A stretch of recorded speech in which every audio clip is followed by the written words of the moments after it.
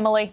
Hey, Marky, good morning. The Biden administration is coming under fire from the GOP for selling off millions of dollars of unused border wall materials. Republican lawmakers claim it's a move to undermine pending legislation that would force federal authorities to finish the wall's construction. Structural tubes used to make the wall's panels, being stored in Arizona, were spotted for sale on an online auction marketplace called GovPlanet. Since April, they've sold 81 lots of the parts for about $2 million on the website so far. Another 13 sets of the tubes will be auctioned off later this month as well.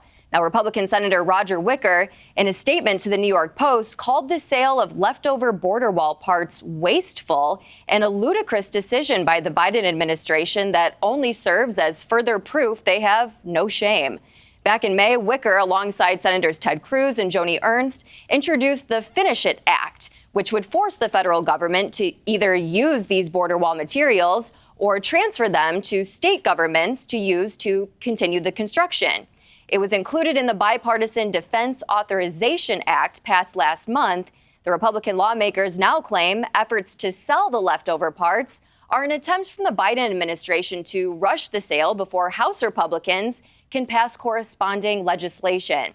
In an email sent to Fox News Digital over the weekend, a spokesperson for the U.S. Army Corps of Engineers said they are disposing of excess border wall materials in accordance with the federal acquisition regulation, adding they've already transferred $154 million worth of this excess property, like materials to make the panels we had mentioned. On his first day in office, President Biden did put an end to the border wall construction, halting the controversial project started under President Trump's administration. Immigration policy is expected to be a top issue for both parties in the lead up to the 2024 presidential election, as migrant encounters have reached record-breaking rates at the southern border in the past few years. Adrienne and Marky. Yeah, an interesting story. Everybody's got a thought on that. We'll still